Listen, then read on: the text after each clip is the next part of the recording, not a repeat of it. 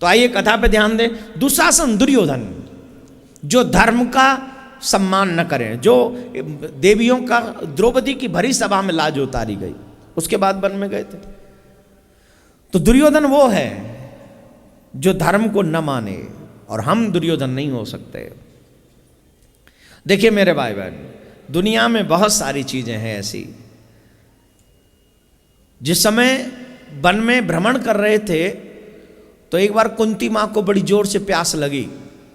ध्यान से सुनना, ये बहुत सुंदर कथा है। कुंती मां को प्यास लगी तो धर्मराज जी ने भीम को भेजा, जाओ देख कर आओ यहां कहीं पानी वगैरह है या नहीं, जल स्रोत कुछ भी होगा, जल ढूंढ के लाओ। तो गए तो एक दूर देखा जाके सरोवर थी, उस सरोवर में जाके वो सोचने लगे मुझे भी प्यास लग रही, पहले पानी पी लूं। जब पानी पीने लगे तो यक्ष ने आवाज लगाई, नहीं पहले मेरे प्रश्न का उत्तर दो, उसके बाद पानी पीना, वरना प्राणांत हो जाएगा। भीम ने जल्दबाजी में उनकी बात नहीं सुनी और प्राणांत हो गया।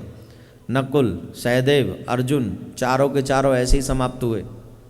अंत में धर्मराज आए और धर्मराज ने जैसे ही जल पीने के प्रयास किया तो आवाज आई, पहले मेरे प्रश्न का उत्तर दो, उसके बाद। बोले ठीक है महाराज। जल छोड़ दिया, आप प्रश्न करिए। बोले अगर प्रश्न के उत्तर सही नहीं हुए तो प्राणांत हो जाएगा। बोले स्वीकार है, मति अनुसार उत्तर दूंगा। बोले हमें एक बात बताइए, संसार की वार्ता क्या है? तो धर्मराज जी कहते हैं महाराज, इस महामोहमय संसार रूपी कढ़ाई में काल पुरुष मांस और अतु रूपी करछी से उलट पुलट करता रहता है। सूर्य समय पर आता है, रात्रि अपने समय पर आती है, और इन्हीं सब जीवों में, इन्हीं दिन और रात के चक्कर में इस जीव का धीरे धीरे पूरा जीवन व्यतीत होता चला जाता है, उसे पता भी नहीं चल पाता है। यही वार्ता है। यक्ष ने पूछा सबसे बड़ा आश्चर्य क्या है? बोले महाराज सबसे बड़ा आश्चर्य बड़े गजब का है। क्या आश्चर्य है? बोले जितने भी लोग जीवित हैं इन सब के सामने हजारों व्यक्ति मर गए और ये कईयों को खुद शमशान तक पहुंचा कर आए, इसके बावजूद भी खुद अमर रहने की इच्छा पाले हुए हैं। ये सबसे बड़ा आश्चर्य है कि नहीं आश्चर्य? हमारी आंखों के आगे हमारे अपने रिश्तेदार चले जाते हैं, हमारी आंखों के आगे हमारे पड़ोसी चले जाते हैं, इसके बावजूद भी हम ये नहीं सोच पाते हैं कि हमें भी मरना है। जब मरना ही है और जब मरना ही अंतिम गति है तो क्यों न मरना सुधारा जाए। लेकिन ऐसा जीव नहीं कर पाता, बिल्कुल भी ये जीव नहीं कर पाता। ये जीव भ्रमित रहता है, भटका हुआ रहता है, परेशान रहता है। यही सबसे बड़ा आश्चर्य है महाराज, कि इन लोगों के आगे दिन रात प्राणी अपना शरीर का त्याग करता है, लेकिन इसके बावजूद भी इनके जीने की इच्छा समाप्त नहीं हुई। ये नित्य जीना चाहते हैं, हर दिन जीना चाहते हैं। और कोई आश्चर्य? बोले और एक आश्चर्य है महाराज।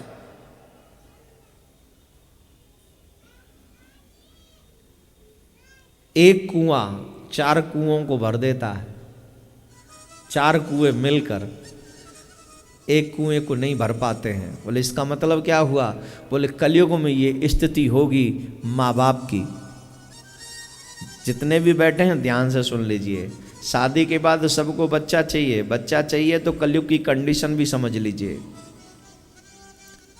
माँ बाप मिलकर 4 बच्चों का पेट भर देते हैं, उधर भर देते हैं, लेकिन 4 बच्चे मिलकर अकेले माँ बाप का उधर नहीं भर पाते हैं। और जब पिताजी उम्र दराज हो जाते हैं तो बांट लेते हैं टाइमिंग, मम्मी तेरे यहाँ रहेंगी, पापा मेरे यहाँ रहेंगे, ये इतने दिन तेरे यहाँ रहेंगे, इतने दिन मेरे यहाँ रहेंगे। और एक जन तो कह ही देता है मेरे यहाँ तो बिल्कुल नहीं रहेंगे, तुम जानते नहीं हो हमारी देवी जी का माइंड बड़ा थोड़ा रोज कलेश रहता है भैया। हाँ हम नहीं रख सकते भाई, तुम हमसे पैसा ले लो जो भी लेना, 1000-2000 रुपये महीने का। हाँ या ना? काश माँ बाप भी उधार दे देते अपने बच्चे को, भाई हम पे टाइम नहीं है, हमसे 10-20 हज़ार रुपये महीने का ले लो और इसे कोई पाल दो। लेकिन वो ऐसा नहीं करते। जानते हो क्यों? क्योंकि वो माँ बाप हैं। हम लोग ऐसा क्यों कर देते हैं जानते हो? क्योंकि हम बच्चे हैं। जितने भी बच्चे यहाँ पर बैठे हैं ध्यान से सुन लीजिए, जीवन में आपको एक एक कथा है, मैं हमेशा कहता हूं, कथा में बहुत अच्छी कथा है। बड़े बुजुर्ग सास ससुर के साथ बड़ी दुर्दशा एक गृहस्थी किया करते थे, बहुत बड़ी दुर्दशा। उनको अलग रखते, उनकी जो बहुत ही बड़ी माइंडेड, बड़ी टीप टॉप, बढ़िया शहर की पढ़ी लिखी, अब सारी नहीं होती पर एक आध तो हो ही जाती है ऐसी, बड़ी पढ़ी लिखी थी, अपने सास ससुर को दूर रखती थी। अपने जैसे होता ना, बहुत बड़ा घर हो तो एक कमरा अलग से ही बनवा रखा था उन्होंने, वहाँ पे वो बहू सास ससुर को रखा हुआ था। एक नौकर छोड़ा हुआ था, मिट्टी के बर्तनों में वो भोजन करते थे। और वहाँ उनका 5-6 बरस का एक बच्चा था, उस बच्चे को वहाँ नहीं जाने देते थे वो। एक दिन अचानक से दादी दादा भोजन कर रहे थे और ये बच्चा पहुँच गया। और बच्चा जब पहुंचा तो अपने दादी दादा को मिट्टी के बर्तनों में भोजन करते हुए देखा। इस बच्चे को बड़ी तकलीफ हुई, बड़ा कष्ट हुआ। कहने लगे हमारा इतना बड़ा घर है, हम लोग सब इतने सब सम्माननीय व्यक्ति हैं, हमारे दादी दादा के साथ ये दुर्व्यवहार होता है। दादा से पूछा, दादा क्या बात है? बोले कुछ नहीं बेटा, बस डॉक्टर ने कहा है मिट्टी के बर्तनों में खाया करो, स्वास्थ्य ठीक रहेगा। दादी बोली क्यों झूठ बोलते हो इस बच्चे से, छोटा बच्चा है, सच बताओ।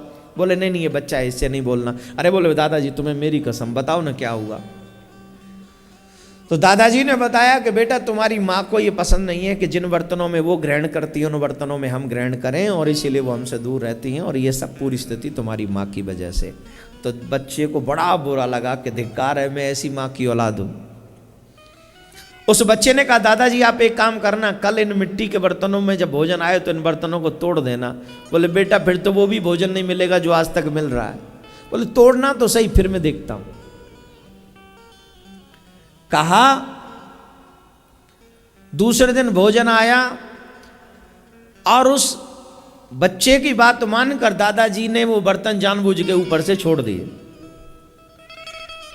जानबूझकर ऊपर से छोड़ दिए।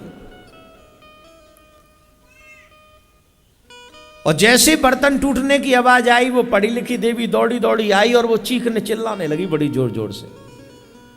और बड़ी जोर जोर से जब चिल्लाने लगी तो नाती तो इस चक्कर में था कब बर्तन टूटे कब जाऊं। जैसे मां चिल्लाने लगी नाती भी पहुंच गया। जैसे बेटे को देखा, माँ शर्म, अब माँ को तो पता नहीं था कि दादी दादा का ये हाल है। बोले नहीं नहीं बेटा चलो कोई बात नहीं, कोई बात। अरे बोले माँ हुआ क्या हुआ? अरे कुछ नहीं हुआ, चलना तुझे बताती हूँ। बोले माँ पहले बताओ हुआ क्या है? सासू माँ बोल उठी, कुछ नहीं बेटा ये बर्तन टूट गए हमसे, मिट्टी के बर्तन टूटे। आप इसमें खाते हो? बोले हाँ हम इसी में खाते हैं। अरे मिट्टी के बर्तन तोड़ दिया आपने, कितना बड़ा नुकसान कर दिया आपने। दादा बोला खुद ही तो तोड़वा के अब बोले नुकसान कर रहा है। अरे माँ के पद चिन्हों पर गया क्या पूरा? बोला खुद ही बोल रहा था तोड़ देना, और मेरे को बोल रहे क्यों तोड़ दी? आप ये कितना बड़ा नुकसान कर दिया मेरा, ये मिट्टी के बर्तन तोड़ दिए, कितना बड़ा नुकसान है मेरा। अब पता है मुझे दूसरे मिट्टी के बर्तन बनवाने पड़ेंगे। माँ ने पूछा तू क्यों बनवाएगा, तुझे क्यों बनवाने पड़ेंगे? बोले माँ जब आप बूढ़ी हो जाओगी, मेरी शादी हो जाएगी, तब मुझे आप में को इसी में खिलाना है ना। जब आप बूढ़ी हो जाओगी तो मैं आप ही को इसमें खिलाऊंगा। क्यों, मुझे क्यों खिलाएगा? बोले तू क्यों खिला रही है, तू भी तो खिला रही है ना इनको। तो जैसी करनी, जब तुम्हारा करनी ऐसी है तो भरनी भी तो तुम्ही को पड़ेगी। तुम्हारी भी बहू तो तुमसे ज्यादा पढ़ी लिखी आएगी। आंखें खुल गईं, आंसू बहने लगा। बहू को समझ में आ गया कि गलती मेरी है, बच्चे की नहीं। बच्चे ने तो मेरी आंखें खोल दी। हे मेरे प्यारे देश के नौजवानों, कभी भी अपने बुजुर्गों के साथ ऐसा मत करना जैसा खुद के साथ व्यवहारना चाहो। इसलिए first you respect your olders, then you will be respectable. If you respect your olders then you will be, तुम सम्मानीय निश्चित बनोगे। और अगर तुमने ये सम्मान नहीं किया तो आई एम सॉरी टू से, तैयार रहना उसी फल को काटने के लिए जो तुमने खुद बोया है। राधे राधे बोलना पड़ेगा। उसके बाद प्रश्नों के उत्तर के बाद यक्ष ने कहा ठीक है, हम तुम्हारे प्रश्नों से प्रसन्न हुए, उत्तर जो आपने दिए बड़े हम अच्छे लगे हमें, यह तुम्हारे उत्तर। लेकिन एक बात है, तुम्हारे 4 भाइयों की मौत हो गई, इनमें से एक भाई जिंदा करना है तुम्हें। सिर्फ एक भाई जीवित रह सकता है, और जो तुम कहोगे इन 4 में से वो हम जीवित कर देंगे। तो बिना एक क्षण की देरी किए धर्मराज ने कहा कि नकुल को जीवित कर दीजिए। यक्ष बोले कमाल करते हो, आगे जाके तुम्हें इतना बड़ा युद्ध लड़ना है, युद्ध में योद्धा की जरूरत होगी, गांडीवधारी अर्जुन की जरूरत है, भीम की जरूरत है, इनको जीवित करने की बजाय तुम कहते हो कि नकुल को। बोले क्यों? इसलिए क्योंकि एक माँ का पुत्र मैं जीवित हूँ बड़ा, मेरा कुंती माँ का मैं रहूँगा और माद्री का नकुल जीवित रहेगा, तो माँ को भी कभी कष्ट नहीं होगा, इसलिए हम दोनों भाई जीवित रहेंगे। धर्म की रक्षा कैसे की जाती है ये धर्मराज बताते हैं, और धर्मराज की इस कथा से हमें ये सीखने को मिलता है कि धर्म पर जो चलता है वो परेशान तो होता है लेकिन पराजित नहीं होता। अगर चाहते हो तुम्हारी युद्ध में जीत हो, जीवन के युद्ध में, तो निश्चित तौर पर आप सब सत्य पर चलें, धर्म के साथ चलें, जीवन में जीत होगी। बोलो राधे राधे। माताएं बहन,